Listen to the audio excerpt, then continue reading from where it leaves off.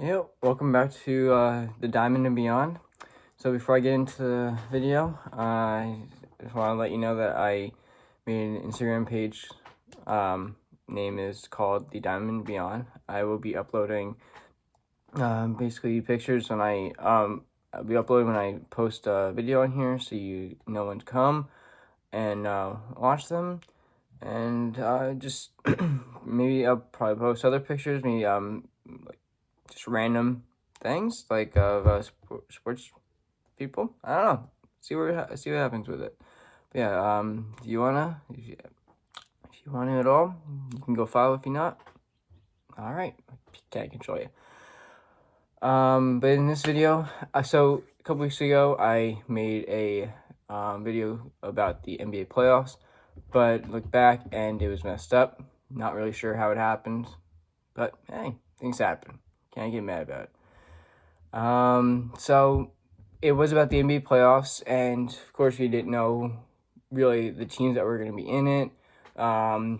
We do have this new playoff play-in tournament, which I didn't really know how I was thinking about it, because it is definitely different than the years before. But hey,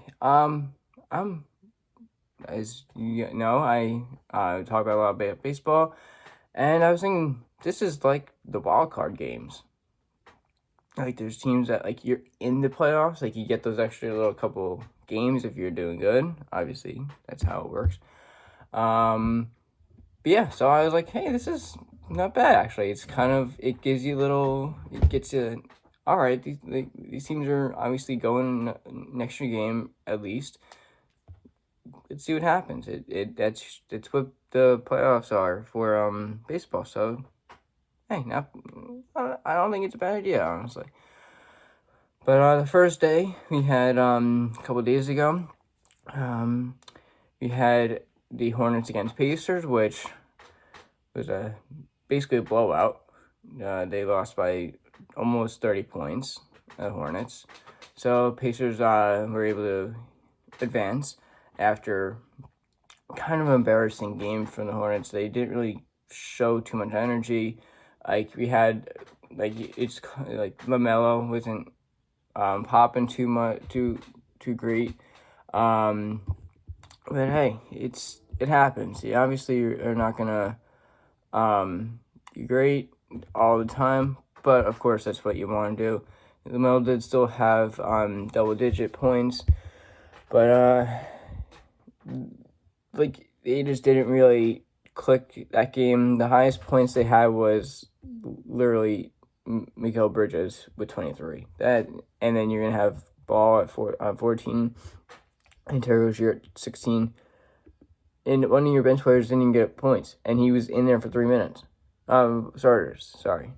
He was in there for 3 minutes. Like, you're not gonna get any real production, and only 2 guys on the bench got over double digits. So again, you're not gonna get a lot of production if you're not scoring like that. On the other hand, the Pacers did not. Pacers did not only have 4 people score over double digits. They had the whole bench score all that. So right there, there's not much to talk about. It just was not a good game for the Hornets. I gotta respect them. They did come out after losing Kemba and literally have one rookie season of LaMelo Ball. And yes, I'm going to talk about him a lot because I respect how much he's, like, from when I've gotta admit that I've watched a lot of the Ball family show, whatever it is, on Facebook or whatever. Honestly, pretty funny people. Like, the dad obviously knows what he's doing. He got 2 of 3 sons to the NBA, and one of them is like trying to get there. If you know, he was put on the he's given tryouts by the Detroit Pistons before the season, and then is cut like 2 weeks later or like a week later. He literally had no time there. Like, but you get 2 or 3 sons to go to the NBA, even. Like, it's pretty impressive. he really did speak this stuff into existence, and it's kind of crazy. So yes, we're going to talk about LaMelo a lot because he was obviously he was the number. I think he was in the number 1 or 2 pick. I don't remember that, but he was. So I think he was the number 1 pick. Because I think Hornets got 1 pick last year. So you come in 1 year, you kill it how he did. I'm gonna talk about it, like every other person in the world is. But yeah, that was not a great game. But then a close game that was actually very exciting. When games are close, they're very exciting to watch. Was the Wizards and Celtics, which of course the Celtics came out on top, which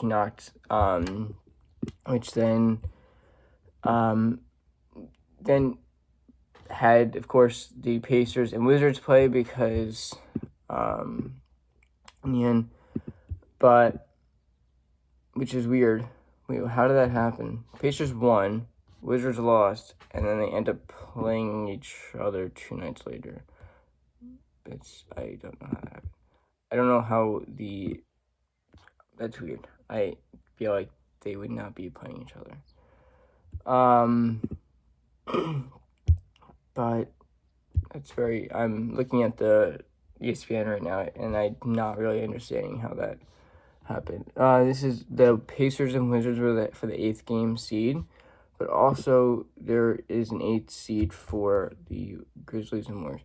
Oh, okay. I'm understanding now.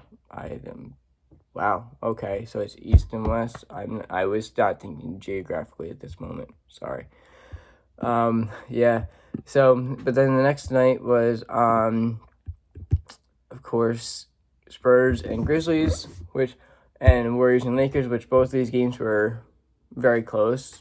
It was only 4 points and 3-point win, which Spurs and Grizzlies definitely are with the underdog game of the night, but still had a very great show. It was great to watch. I haven't watched those two teams too much, but hey, it's all right.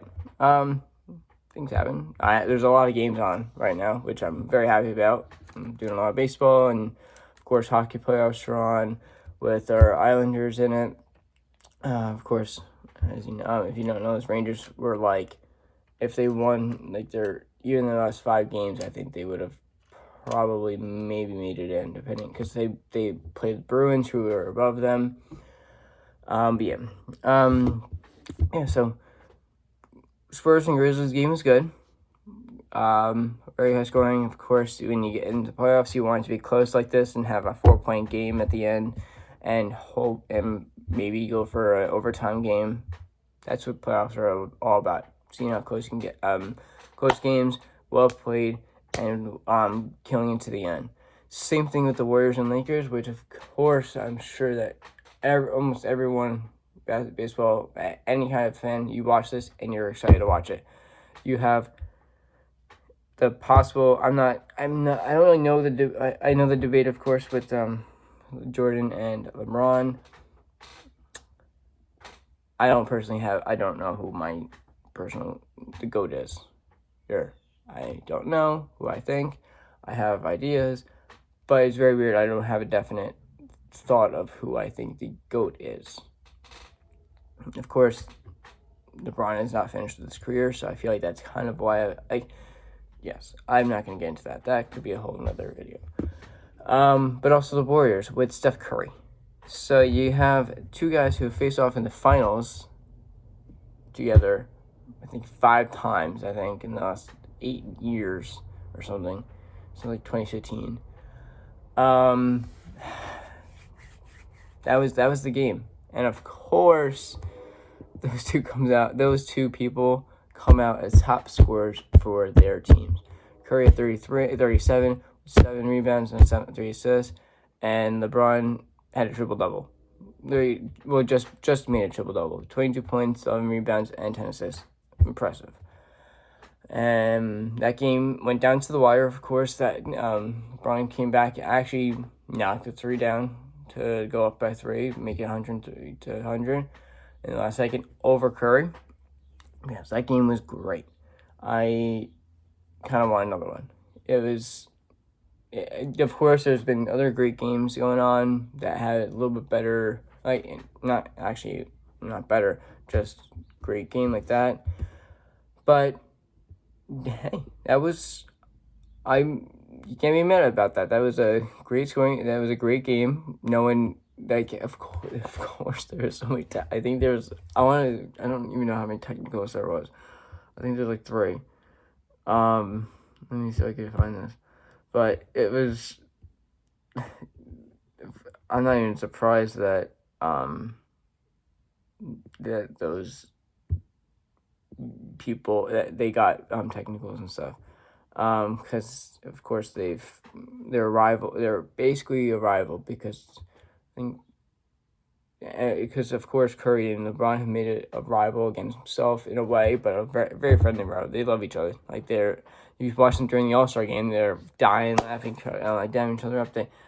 Curry got mad at the game after because he wasn't basically. Obviously, everyone in his mind was like, "Oh, he's not playing with LeBron. He hates it. Like he's yelling at everyone. He wants to get off the team." Blah blah. But but no, definitely everyone held their own. Of course, Curry did score 15 points more than anyone else in the game. So you're not going to get too many high scores from the Warriors, which there was 3, I'm looking here, there's 4, including Jordan Peele from the bench, scoring double digits. So it's 3 people as starters, Bazemore, Wiggins, and Curry. And then you get 4 starters from the Lakers, plus Anthony Caruso off the bench. Davis 25, LeBron 22, Schroeder 12, and Caldwell Pope is at 10. So that was a more balanced team, but of course you're gonna get the whole Warriors team like, yo, we have Steph Curry, he can throw from anywhere, basically. But also that's what people say for LeBron. But I feel like Curry has a little bit more depth than by, I'm gonna say a couple feet, but whatever, it's fine. Yeah, that was a great game, just like the one before it. But hey, now we got to watch the last night was the Pacers and Wizards, which, yes, I'm gonna say I didn't watch all of it because, again, just like when the Pacers blew out Hornets, you kind of are like, all right, there's 5 minutes left. They're down by. I'm not good with math. It's like 27 points or something, 30 points. Yeah, it was 37 points. Yeah, okay. You kind of, at the end, you're like, all right, I already know. We already know who's winning. Like, they literally, it was just not a great game. The Pacers just didn't look awake. They did have 4 guys in double-digit points, but Beal and Westbrook just were not going to let that happen. Westbrook didn't even hit a 3, which is quite surprising. Beal hit 4. Honestly, look at the score thing. Yeah, let me see what the bench. Oh, the bench scored more. That's why. Okay. Bench points for the Wizards were higher, more spread out, I guess, ish. But not a great game. You do, of course, not watch all of them. And, of course, I was watching the Yankees at that time. Actually, no, I was not watching the Yankees. Yankees won earlier in the day. I was watching something else. I'm not really remembering. Yeah, so that game had happened, and then tonight we have, tonight meaning Friday, is Grizzlies versus Warriors, which this is for the 8th seed. So technically, this is still the playing game to see who gets into the playoffs, of course. I don't consider, just like in the baseball, I do not consider having the wild card game as playoffs. I feel like when of course, the Yankees have been in the last 4 years, so I'm always all right, they're in, but they're not in. I'm gonna half count it, but not really, because yes, congrats, you played well enough to play at least another game, but you're not gonna. I don't know. I don't. I'm all right, cool, you're in it, but you're not in it. Congrats, but you're almost there. But then of course this coming weekend we have all the actual teams that made it in without extra games. Bucks, Heat, Mavericks, Clippers, Celtics, Nets, Trailblazers, Nuggets. Notice, as a New Yorker, it's great to see two teams from New York, Brooklyn, and actual Manhattan. The Celtics and not Celtic. Wow, Knicks and Brooklyn Nets. Brooklyn Nets. I've beginning from when I was young. I'm leaning towards the Knicks. Wow, sorry. I'm leaning towards the Knicks. Yes, I do see, and of course you got new rookies that are actually doing not too bad. But yeah, no, I don't. I see more of the Nets going for a little bit further, just because of, yes, of course they have a whole planet of stars over there.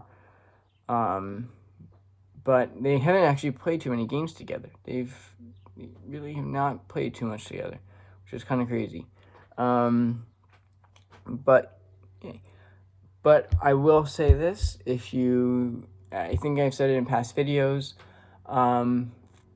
My team really is currently the past couple of years,